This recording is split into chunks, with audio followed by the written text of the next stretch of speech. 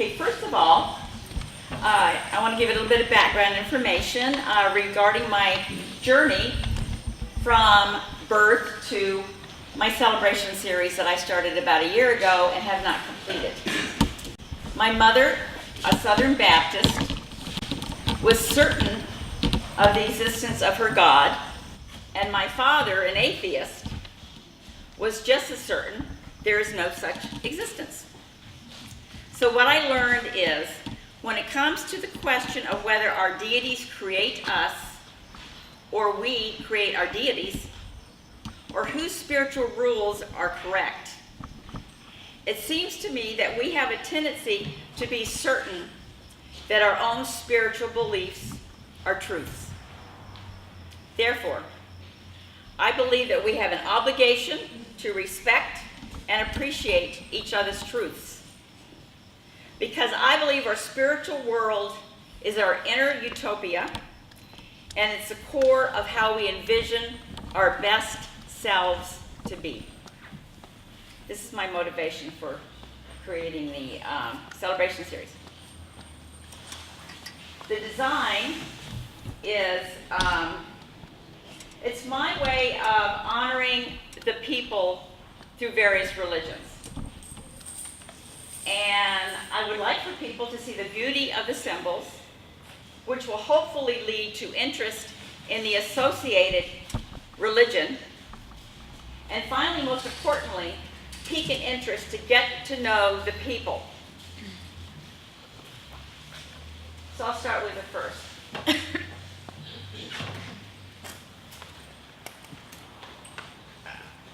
You know what, I'm going to talk about both of them and then I'll get to the one. The two symbols here on the left and on the right, with the candle burning here, these represent two groups that are being persecuted to death currently. To the left, we probably all recognize that as a symbol of Muslims. And Sikhs here, by ignorance, they are also being persecuted to death.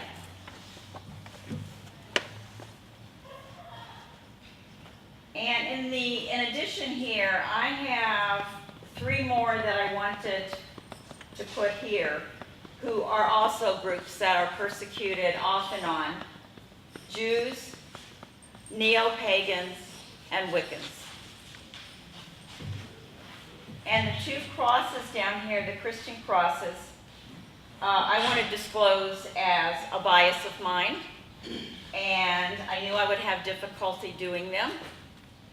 So I did the first one to the left there, to the right.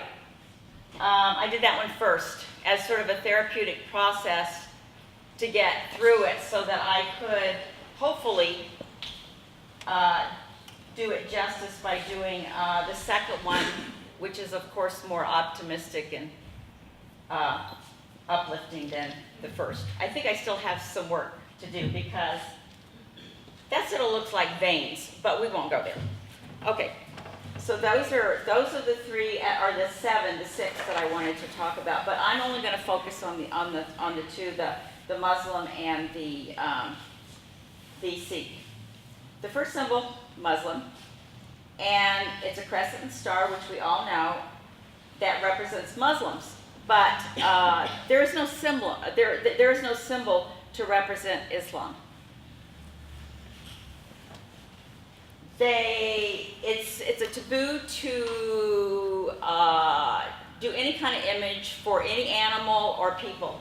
So that created a bit of a design dilemma for me, because I couldn't just leave the middle blank. I don't think anybody would know what that was. So I called the Islam Society of Orange County and talked with someone there about my series, and I asked for his help.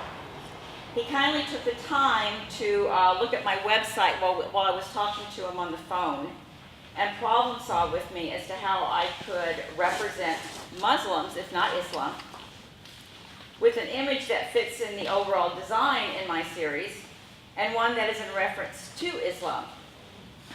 So we both decided that the crescent star was the best symbol to use, as it is the most recognized symbol in the world connected to Muslims, even though incorrectly associated with Islam.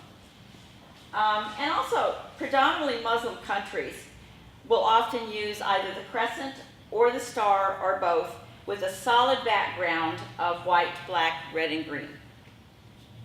That's why I chose those colors. Now the khanda, the symbol for Sikhs, is this one here. And it's made up of 4 objects. They're all weapons. They're all symbolic.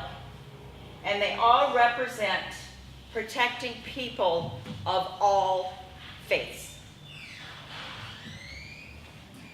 The middle one here, the vertical and the middle and the center there, that's also called a khanda. The symbol is called the khanda, but the main one, vertical there, is also called a khanda. The 2 curved swords, both left and right, are called kirpans. And Sikhs always carry a kirpan with them as a symbol for, once again, protecting all peoples of all faiths. The ring in the center there is called a chakra or a chakram, and some of you may recognize that if you've ever watched the TV series Xena, the warrior princess. It became very popular. As a final note, I'd like to take a minute to share with you information regarding Sikhs in reference to the 6 people killed on August 5th, 2012 in Wisconsin by a white supremacist because, to him, these others looked like Muslims. Here's what I discovered about Sikhs while researching for my series. Blind rituals to Sikhs of any kind is discouraged. Sikhs reject the caste system, which of course still persists in the country of origin, India. Sikhs are egalitarian in words and, most importantly, in actions, and this permeates throughout everything that Sikhs think and do. Equality is everything. Sikhs are obliged to share their wealth and their resources with others who need it.